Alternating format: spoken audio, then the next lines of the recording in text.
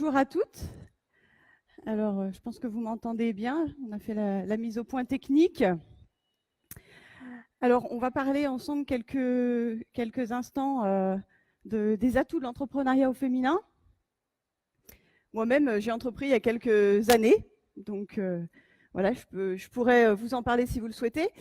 D'abord, une petite présentation d'abord sur la partie entreprendre, c'est bien, mais avant d'entreprendre, il faut quand même se poser quelques questions. Parce qu'en fait, un projet qui réussit, c'est un projet qui a été bien préparé, mais comme tout projet, comme si vous voulez organiser votre mariage, généralement, pour que ça se passe bien, on essaye de s'y prendre un an avant. Alors pour l'entrepreneuriat, qui est quand même un projet d'une vie professionnelle, un minimum aussi de préparation, ça peut être quand même utile. Alors, ce qui est important, c'est d'anticiper votre projet en vérifiant que vous avez une bonne adéquation entre vos compétences, votre vie actuelle, vos projets à moyen long terme, votre vie familiale. Il faut bien poser tout ça. Est-ce que je dispose des compétences techniques? Souvent, c'est le cas. On se dit, bon, voilà, j'ai cette compétence, je me lance. Mais ça ne suffit pas seulement d'avoir des compétences techniques. Il faut aussi avoir peut-être une compétence aussi à piloter une structure. Est-ce que je me sens de me lancer et le matin, il n'y aura pas un patron qui va m'attendre. Donc, de toute façon, il est 9h, il est 8h, c'est à moi de me dire, allez, tu bosses. Voilà, donc toutes ces choses, c'est important de prendre en considération cette nouvelle indépendance professionnelle que vous allez avoir. Puisque vous allez être finalement, alors même avec des associés, mais il n'y a plus personne qui vous dit, attention, tu as loupé le travail, tu as été absent. Non, je me lève le matin et c'est à moi de dire quand je démarre. C'est à moi de me mettre mes règles, à moi de me fixer mes priorités. Ça, c'est tout un tas de choses qu'il faut intégrer. Et puis donc là, on vous a listé, les supports seront disponibles après. Effectivement, est-ce que je suis prête à travailler sans compter? Parfois, les premières années ou les premiers mois, on travaille plus et on gagne un peu moins. Bon, je vous rassure, après, ça s'inverse, donc on est gagnant, mais il faut être prête aussi à cette étape-là. Est-ce que j'ai mon réseau? Est-ce que aussi, et ça, je suis un petit peu déformée par mon métier, mais est-ce que j'ai les bases suffisantes en matière comptable, juridique et stratégique? Si ce n'est pas le cas, peut-être qu'il faut que j'aille juste me former un petit peu. Mais être chef d'entreprise, entreprendre en créant ou en reprenant une entreprise, ce n'est pas du tout la même chose que juste faire le même travail qu'avant, mais à son compte. Il y a bien d'autres dimensions. Donc ça, c'est des dimensions qu'il faut vraiment prendre le temps de poser, écrire les pour, les contre, les avantages, les inconvénients. Après, il faut également voir si vous avez toutes les qualités pour entreprendre. On ne peut pas dire que tout le monde ait la capacité, la volonté même d'ailleurs, mais d'entreprendre. Il faut en avoir envie, et puis il faut en avoir les compétences. Alors si on ne les a pas, on peut les acquérir, mais il faut quand même travailler sa compétence. Alors, parmi celles qui sont peut-être les plus dures aussi à percevoir, c'est les compétences personnelles. Ce que je vous disais, la capacité à s'organiser, la capacité à travailler seul, à prendre des décisions seul. Alors, vous pouvez vous faire conseiller à droite à gauche, avoir un petit peu les roulettes comme sur le vélo quand on démarre, mais quoi qu'il en soit, un jour, on les enlève, les roulettes. Et donc, il faut quand même être consciente que, à un moment donné, on y va. Et c'est ça aussi l'aventure entrepreneuriale. C'est aussi pour ça qu'on y va. Parce qu'on se dit, voilà, je vais pouvoir faire vraiment ce que je veux, la créativité, quel que soit le domaine d'activité dans lequel on est. Et en tant que femme, qu'est-ce qu'on a en plus, en moins? Moi, j'ai envie de vous dire, on a des trucs en plus. Mais bon, ça, après, après on va me reprendre. Mais si vous voulez, il faut savoir qu'une femme n'entreprend pas pareil qu'un homme. Une femme, naturellement, elle va être multitâche. Ça, c'est biologique, c'est prouvé. Multitâche, c'est un immense atout pour gérer une entreprise. Parce que dans la vie d'un chef d'entreprise, le matin, je débute, je fais un devis pour un prospect que j'ai vu la veille. Et puis après, je suis happée par mes collaborateurs, par exemple, pour me poser une question. Et puis après, je reçois un prospect. Et puis après, je fais une présentation comme là. Voilà. C'est ça la vie. Et donc, une femme, avec sa compétence multitâche, elle a de vrais atouts. Sur l'organisation également. Souvent, à la maison, c'est madame qui s'organise des choses, qui organise les choses. Et ben, quand on a l'habitude d'organiser les enfants, l'école, les vacances, etc., et ben, c'est beaucoup plus facile dans l'entreprise. Bon, on n'a pas que des atouts, on a aussi notre passé, on a aussi l'histoire de la femme dans l'entreprise qui fait que ben, y a des préjugés, il y a des stéréotypes, et que bon, ben, il faut se faire un peu sa place. Mais il faut y aller, on a vraiment tous nos atouts et peut-être travailler justement sur la gestion du stress, la capacité à allier la vie perso et pro, et travailler sur les préjugés, ne pas se laisser envahir par ces préjugés qui viennent de l'histoire ancienne de la femme qui, il n'y a pas si longtemps que ça, ne travaillait pas pour la majorité. Alors, je vous ai dit, il fallait absolument travailler la partie pro et perso, l'équilibre. C'est pour moi le point le plus important. Si vous vous laissez dans un projet de création ou de reprise et que vous ne mettez pas votre conjoint ou votre famille proche, mais surtout pour les personnes qui sont en couple, le conjoint, dans la boucle, vous risquez un crash. Parce que quand on est salarié, on ferme la porte du bureau et hop, on a quitté le travail. Mais quand c'est son entreprise, qu'on l'ait acheté ou qu'on l'ait créé, eh ben on est toujours un peu avec. Et donc ça fait une nouvelle personne quelque part qui va venir dans le couple. Alors bah, il vaut mieux quand même que monsieur l'accepte, cette personne. Donc peut-être que d'en discuter avant le projet, poser à plat en disant bah voilà, chérie, écoute, voilà, je veux créer ma boîte, je sais que je peux y arriver, mais on va juste poser voilà les impacts que ça va avoir, financiers, d'organisation. Peut-être qu'il sera plus compliqué d'aller chercher les enfants chez la nounou tel jour ou tel jour. Peut-être qu'il faudra que je travaille un peu le soir. Peut-être que j'aurai des déplacements. Peut-être que dans un premier temps, les revenus sont moins confortables. Bon, après, peut-être qu'aussi, je serai super heureuse. Donc, c'est peut-être ça aussi le truc. Mais du coup, vraiment poser tout ce qui peut impacter la vie. Hein, et trouver un terrain d'entente. Et il faut que, vraiment, il faut que le conjoint vous soutienne. Si vous avez quelqu'un qui va contre vous tous les jours, et que vous devez convaincre non seulement vos futurs clients, vos partenaires, des fois vous-même, parce que des fois on doute un peu, donc vous dites allez. Et en plus, quand on rentre à la maison, il faut encore reconvaincre monsieur. L'énergie que vous allez dépenser, franchement, ça va être très dur. Donc, anticipez ça. Bon, généralement, le chéri, il est capable de comprendre. Hein, on lui pose les choses, il n'y a pas de souci. Mais il faut le faire. Hein. Et puis, il faut se garder du temps pour la famille. Parce que vous allez voir, ça va être très prenant, vous allez être passionné dans le truc. Mais il faut absolument, à un moment donné, bah, monsieur, oui, il accepte qu'on amène une personne supplémentaire dans le foyer, l'entreprise qu'on a repris ou qu'on a créée. Mais bon, il faut lui accorder une contrepartie. Hein, donc, ménager du temps ensemble, en famille, des vacances, des moments avec le conjoint, etc. Ça veut dire aussi qu'il faut vraiment discuter. Et alors, ça, c'est du vécu. Souvent, quand on soit salarié ou entrepreneur, on a tendance à ne ramener à la maison que le mauvais. C'est-à-dire que comment s'est passée ta journée? Si elle s'est bien passée, on dit ouais, nickel. Bon. Par contre, si elle s'est mal passée, on va dire oh non, mais alors, ce client-là, mais j'en peux plus de celui-là. Voilà. Mais du coup, ça, on va l'exprimer et pas les côtés positifs. Ce qui fait que pour votre vie personnelle, ça va avoir un effet négatif. Parce que votre conjoint, même vos enfants, ils peuvent dire mais oh là là, bah, l'entreprise de maman, sérieusement, quoi. Ça va pas, quoi. D'accord? Donc, pensez aussi à votre façon de communiquer avec vos proches. Si vous voulez qu'ils vous soutiennent, bah, il faut vous vendre, en fait. Hein. Il faut dire, bah voilà, ouais, ça se passe bien. Il y a des hauts, il y a des bas, c'est normal. Mais il faut dire aussi ce qui se passe bien. C'est comme les avis sur Internet. C'est souvent quand on n'est pas content qu'on le dit. Voilà. Bon, il faut essayer de mélanger un peu. Alors, une fois qu'on s'est lancé, qu'on a tout posé avec chérie, tout va bien. Bon, bah, maintenant, au quotidien, dans l'entreprise, il faut essayer d'optimiser toutes ces chances de réussite et de ne pas se casser la figure. Alors, d'abord, vous allez peut-être avoir besoin de faire un travail sur vous, sur votre façon de faire, sur la gestion de vos priorités, sur peut-être votre entourage. Des fois, on a des personnes qu'on adore sur le plan personnel, mais qui, dans le plan business, peuvent être nuisibles, entre guillemets. C'est-à-dire que c'est des personnes qui vont vous pomper votre énergie, vous tirer peut-être en arrière, et qui, psychologiquement, peuvent avoir un aspect négatif. Donc, je ne dis pas qu'il faut couper les ponts avec, mais peut-être qu'il faut leur ménager du temps à côté. Et que quand vous êtes au boulot, et ben peut-être que ces personnes-là, on se les laisse de côté. Après, on vous a mis quelques petites choses. Donc, bah oui, gérer les émotions négatives, la peur, le stress, ça vous en aurez, c'est sûr. Ça fait un peu partie du jeu. C'est l'adrénaline de la création ou de la reprise. Ça fait partie du deal, mais il faut apprendre à le gérer.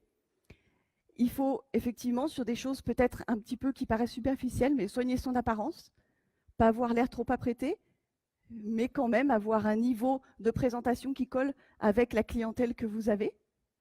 C'est s'adapter en fait à son milieu. Et puis, vraiment, c'est en dernier, mais c'est très important, il faut préserver votre santé, le sommeil et l'alimentation.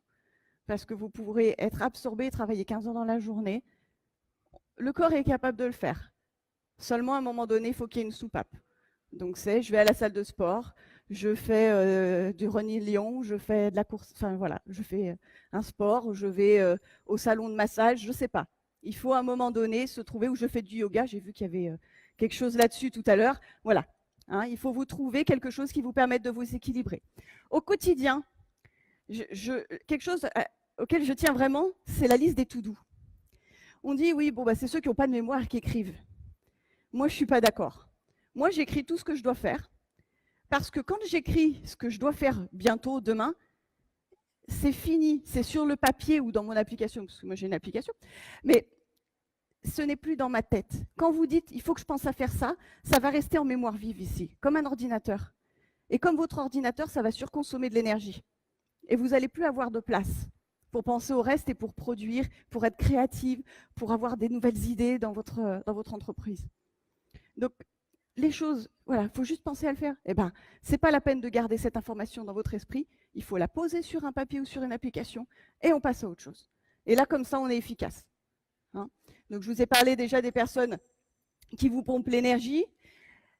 Prendre soin de soi, s'économiser, mais attention, des fois, on peut avoir envie de se dire, c'est bon, le business, il rentre. Attention, le business, une entreprise, c'est comme le vélo. Quand on arrête de pédaler, on tombe. D'accord? Donc, c'est-à-dire que si vous vous arrêtez, tout autour, ça va continuer. Vos concurrents, vos partenaires, tout le monde va changer. Et après, vous allez perdre, finalement, toute l'avance, tout le développement que vous avez acquis. Donc, oui, économisez-vous, prenez du temps pour vous, soignez votre corps, parce qu'il faut aussi bien penser que quand on est à la tête d'une entreprise, on n'a pas les collègues pour faire le travail si on est malade. C'est vous, la première matière de valeur ajoutée de votre entreprise. C'est le dirigeant. Donc, il faut le bichonner, ce dirigeant. Donc, c'est important. Mais voilà, trouver le juste équilibre et pas, effectivement, des fois, quand on crée son entreprise, on bénéficie de 2 ans d'aide de Pôle emploi. C'est super. Mais il faut vraiment les mettre à profit et il faut envoyer pendant cette période. Il ne s'agit pas de se dire, bon, bah, tranquille, je reste à la maison. Parce qu'au bout de 2 ans, il peut y avoir une mauvaise surprise.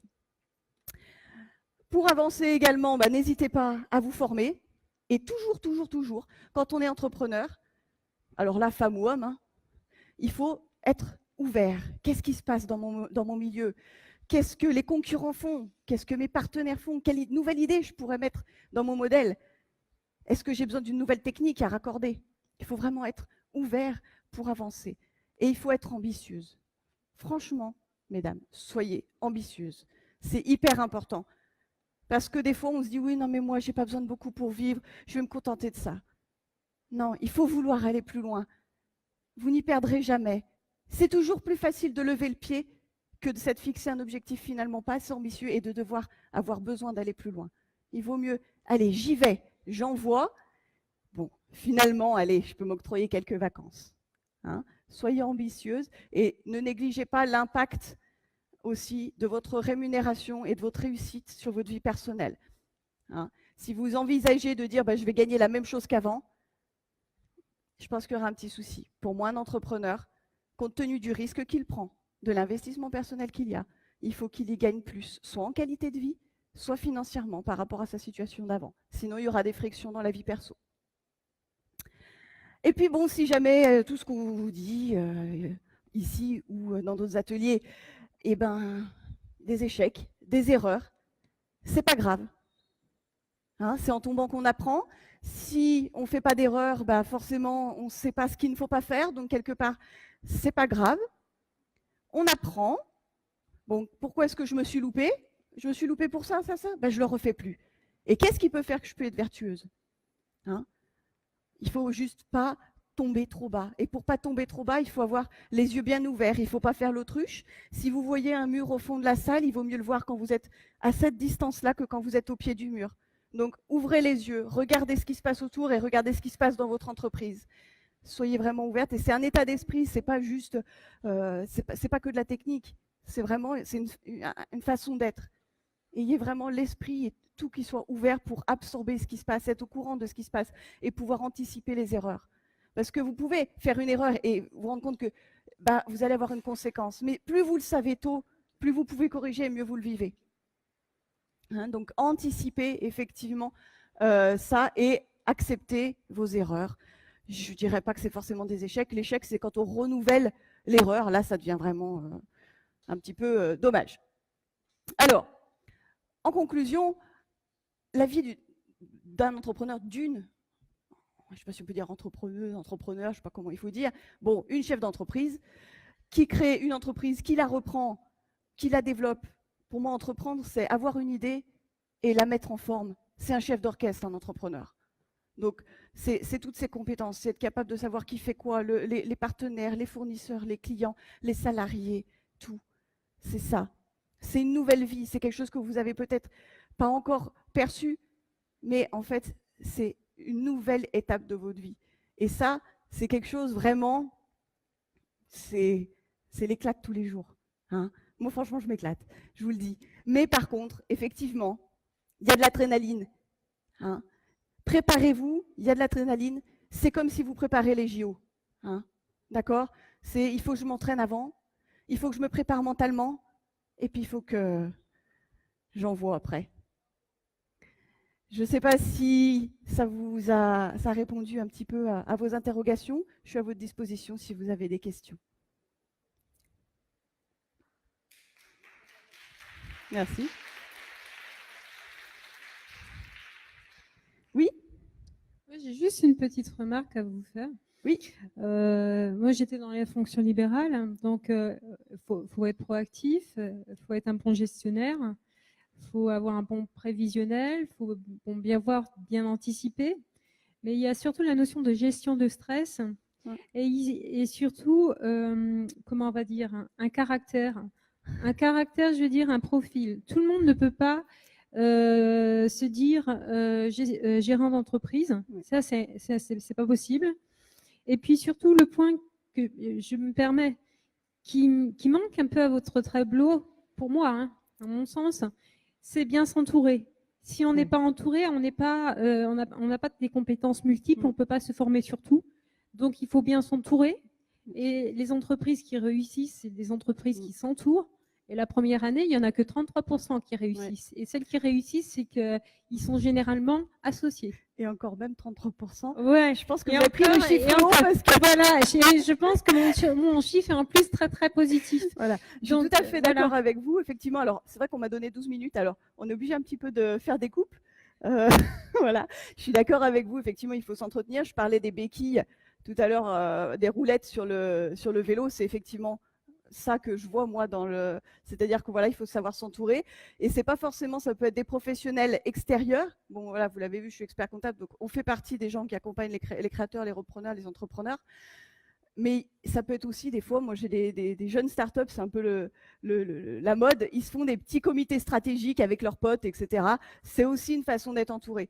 Et donc ça rejoint la première partie de ce que je disais, effectivement, il faut que l'entourage, il vous soutienne, vraiment. Et pour ce que vous avez dit, effectivement, on ne va pas mettre dans des cases et dire vous avez le profil entrepreneur, vous ne l'avez pas. Mais tout le monde ne pourra pas effectivement peut-être y arriver. Je suis d'accord.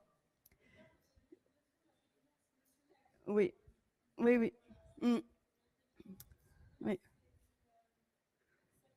C'est la capacité à ressentir les choses. Ouais. Voilà. Donc voilà, donc ça effectivement, bon, bah, la gestion du stress. Mais je pense que vous avez des ateliers, l'atelier d'avant, je pense qu'il peut aider aussi, qui peuvent vous aider à justement, je vous disais, il faut être ouverte et il faut essayer de capter ce qui se passe. C'est ça, c'est l'intelligence émotionnelle dont parle Madame. C'est la capacité à capter ce qui se passe et absorber correctement les choses. Voilà, mais je suis tout à fait d'accord avec vous. Merci pour ce complément. Est-ce que vous pouvez nous parler plus de votre parcours? Moi, mon parcours? Oui. Alors, je ne sais pas à quel moment il faut le commencer, mais je vais le commencer assez bien avant mon métier actuel pour vous montrer aussi qu'on peut rebondir. Bon, je suis issue d'une famille où mes deux parents étant libérales. Bon, voilà, pour vous donner un peu le pourquoi de la fin, déjà. L'éducation, quand tes parents sont indépendants, je pense que ça influe aussi. Et après, moi, j'ai fait des études scientifiques parce que, voilà, quand on est bonne en classe, on nous met en scientifique, on ne nous pose pas la question. Bon, je suis partie en scientifique. J'ai fait un bac S, électronique et mécanique. Puis finalement, non, je me suis dit non, l'électronique mécanique, c'est pas l'avenir, parce qu'à l'époque, tout le monde était à l'usine. Donc, c'est plus le cas maintenant, mais voilà. Donc, j'ai dit non, je ne vais pas faire ça, je vais faire technicienne de laboratoire pour être comme dans les experts, hein, dans les laboratoires et tout ça. Donc, je vais faire ça. Je fais un BTS de biochimiste. Puis là, je me suis rendu compte encore une fois qu'on était rattrapé par les machines, puisqu'aujourd'hui, dans les labos, c'est les machines qui font les manips. Donc, j'ai dit, bon, je ne vais pas faire ça. Qu'est-ce que je vais faire? Donc, du coup, j'ai fait du management. Là, je me suis prise au jeu de la fiscalité. Bon, j'ai fait droit des affaires. Donc, je suis juriste en droit des affaires. Et puis, là, j'ai confronté mon projet au marché. Et je me suis dit, les avocats, il y en a beaucoup, il y en a peu qui réussissent vraiment brillamment. Puis, j'avais quand même un peu des ambitions. J'avais eu la chance d'avoir des parents qui m'avaient offert beaucoup de choses. Et je voulais offrir la même chose à mes enfants que j'aurais. Donc, j'ai dit, allez, quelle autre voie? Et je suis tombée dans le bain de l'expertise comptable. Aujourd'hui, je fais, on va dire, 50% de mon activité, ça va être de l'expertise comptable, commissariat aux comptes, activité traditionnelle, et je fais aussi à peu près 50% formation, coaching, accompagnement. On peut tout faire quand on en a envie. Voilà mon parcours. Donc, un peu étrange. Voilà, je sais si ça a répondu à vos interrogations.